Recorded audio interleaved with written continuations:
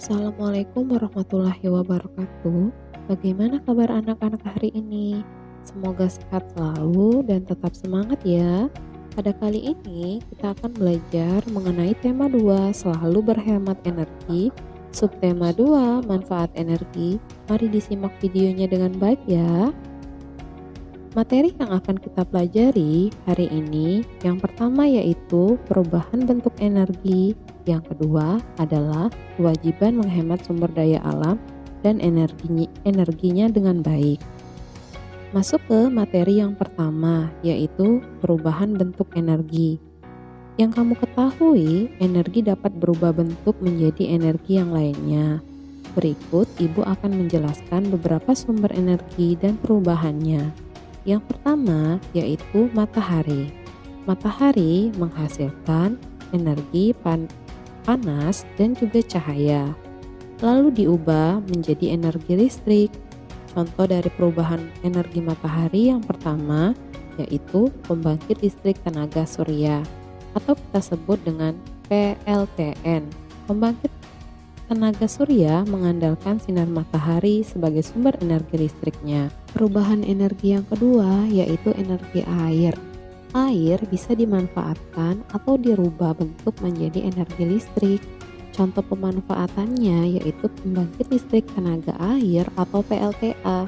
Pembangkit listrik tenaga air merupakan sumber pembangkit listrik yang menggunakan energi penggerak turbin yang berasal dari air. Di Indonesia, pembangkit listrik tenaga air memanfaatkan dari bendungan yang ada. Perubahan energi yang ketiga yaitu energi angin. Energi angin menghasilkan energi gerak, kemudian energi gerak ini dirubah menjadi energi listrik. Hasilnya yaitu pembangkit listrik tenaga angin atau PLTB. Pembangkit listrik tenaga angin merupakan salah satu sumber energi terbarukan yang terdapat di daerah dengan potensi hembusan angin yang sangat besar. Pembangkit listrik tenaga angin mengoperasikan energi angin menjadi listrik dengan menggunakan turbin atau kincir angin sebagai generator. Perubahan energi yang keempat yaitu energi listrik. Energi listrik merupakan salah satu sumber energi yang sangat banyak dimanfaatkan oleh manusia. Energi listrik berupa sumber tenaga arus listrik yang kemudian disalurkan ke berbagai saluran listrik sehingga dapat dimanfaatkan untuk berbagai hal. Energi listrik dapat diubah menjadi beberapa energi yang lain sehingga dapat memenuhi kebutuhan manusia. Contoh perubahan energi listrik adalah sebagai berikut. Yang pertama yaitu energi listrik diubah menjadi energi panas. Contohnya adalah setrika, solder, dan juga penanak nasi. Perubahan energi yang kedua adalah energi listrik diubah menjadi energi gerak. Contohnya adalah kipas angin dan juga mixer. Contoh perubahan energi listrik adalah energi listrik dapat diubah menjadi energi cahaya. Contohnya yaitu lampu. Contoh perubahan energi listrik yang keempat adalah energi listrik diubah menjadi energi bunyi, contohnya yaitu radio. Selain yang Ibu berikan contohnya, coba kalian bisa menyebutkan beberapa contoh lainnya dari perubahan bentuk energi tersebut. Setiap harinya, kita selalu menggunakan alat-alat elektronik dengan memanfaatkan energi listrik. Namun, kita harus hati-hati dengan penggunaan alat elektronik tersebut karena dapat berbahaya bagi diri kita. Adapun hal yang perlu diperhatikan dalam menggunakan alat-alat elektronik, yang pertama, pastikan tangan dan kaki kita benar-benar kering saat menggunakan alat-alat elektronik maupun stop kontak. Jangan menyalahkan alat-alat elektronik apabila kabelnya terkelupas atau dalam keadaan basah. Keempat, jangan memasukkan benda apapun selain steker stop ke stop kontak, kabel steker dari stop kontak sebab akan membuat kabel mudah putus. Materi yang kedua yaitu kewajiban menghemat sumber daya alam dan energi. Sumber daya alam yang ada di kita merupakan anugerah dari Tuhan Yang Maha Esa. Oleh sebab itu, maka kita berkewajiban untuk menghemat sumber daya alam tersebut demi anak cucu kita nanti.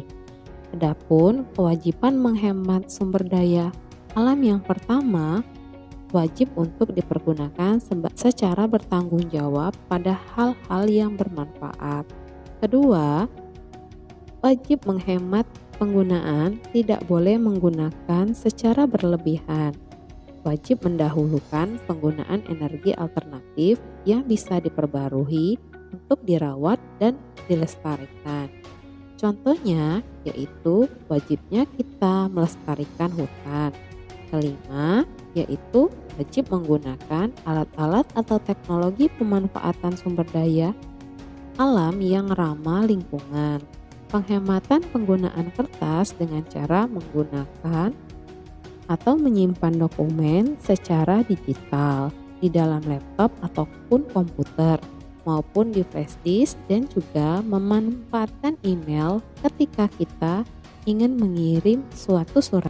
Selanjutnya yaitu kewajiban menghemat energi. Kita sebagai manusia wajib menghemat energi karena energi tersebut akan kita wariskan kepada anak cucu kita nanti. Beberapa hal yang dapat kita lakukan untuk menghemat energi. Yang pertama, mematikan lampu ketika siang hari atau ketika kita tidak menggunakannya. Kedua, menggunakan peralatan elektronik dengan secukupnya. Ketiga, beralih ke lampu hemat energi. Keempat, mematikan televisi ketika tidak ditonton. Dan yang kelima, gunakan listrik secara bijak.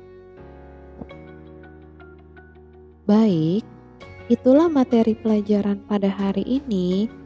Baik anak-anak, untuk tugas latihan kalian, silahkan anak-anak membuka buku tema 2 karangan Erlangga, halaman 60. Nomor yang dikerjakan adalah nomor 4. Kemudian dilanjutkan halaman 67, nomor yang dikerjakan adalah nomor 2. Dan yang terakhir adalah halaman 75, nomor yang dikerjakan adalah nomor 1 dan nomor 4.